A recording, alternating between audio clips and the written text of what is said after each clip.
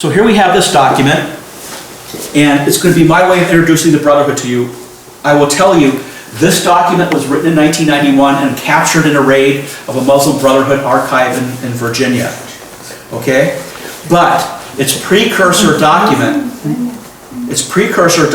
was found in a raid in Lugano, Switzerland, called The Project, that was written in 1982. So everything you see here from this American case, you should assume there is an exact equivalent hitting the exact level here, because you think that Germany is different than France is different than America. From their perspective, it's just different flavors of the same thing, all of which is to be brought together, and what they would have is a coordinated understanding. So if there's a CAIR, C-A-I-R in America, it will take you all of a minute of research to find out who the exact equivalent is here. Okay. Well, here we have the Islamische Glaubensgemeinschaft in Österreich. That would be the equivalent of CAIR. Okay. So here's a document. There was a man, his name was El Barassi. He was driving over the Chesapeake Bridge in Maryland, and his wife was taking pictures of the support structures. The police pulled her over. It turned out he had a material witness warrant against him, so they detained him. They had a material witness warrant on him because of his affiliations with the Brotherhood, already known. So they go to his home in Northern Virginia, I think it's Annandale, Virginia, and they find in his house a basement. That's no big thing, but in his basement they found a sub-basement. That's different. And they found the boxes and boxes of Muslim Brotherhood documents. This is one of those documents that was seized. And it was entered into evidence in something called the Holy Land Foundation case. Can anybody translate the title of that? Yes, it's called An Explanatory Memorandum on the General Strategic Goal of the Group in North America. Well, first of all, it was written in 1991 by a man named Coughlin, who at the time was the head of the Brotherhood, or a leader of the Brotherhood in North America. So, and because it was used as evidence. Go ahead. Just hit the space bar. Oh, sorry. So, did everybody read that? Go ahead. Go ahead. Next one? Go ahead. So, what does it say? The enablement of Islam in North America, meaning establish an effective and stable Islamic movement. Capital I, capital M. It's important to know, and I don't know the German equivalent, but it's important to know the Islamic movement is the name of a movement. Al-Qaeda is part of it, the Brotherhood is part of it, the Taliban is part of it. If you see the word Islamic movement, it's not capitalized, it's because the translator didn't understand that it's the name of a movement. Okay, and we have books from the 1980s, like back then it was called the IMOA, the Islamic Movement of America, and they transitioned to different names. So, an Islamic movement led by the Muslim Brotherhood, which adopts Muslim causes domestically and globally, and establishing an effective and stable Islamic movement led by the Muslim Brotherhood. So what do we know?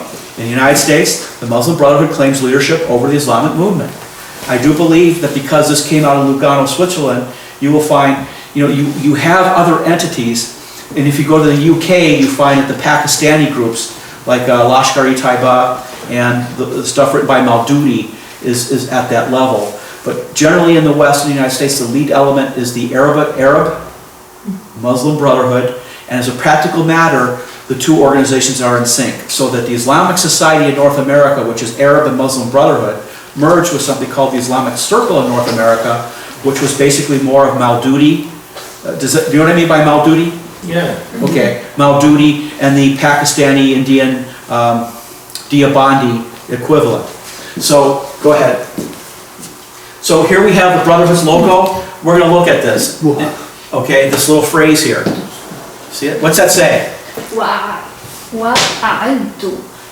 Bereitet ihr für sie. Also das ist nur ein Codewort, geht zurück auf eine Verse, also ein Vers im Koran, das sagt, bereitet für sie die größte Macht sie dann, ihnen eine Angst einzujagen. Furcht, die größte. Bereitet ihnen die größte Furcht. Genau. Yeah, make them afraid, make them scared, make them afraid. Das ist das Gelbe. Das Gelbe unten, ja. Against them, make ready. Can you say that? Okay. Bereitet ihnen die größte Furcht. So, go ahead. I think I forgot to take a slide out of here. So, here we take a look at this. OBTW, oh, by the way. Let's go. Go ahead. That is this, right? Go ahead. Against them, make ready. Remember we quoted General Malik at 860, verse 860?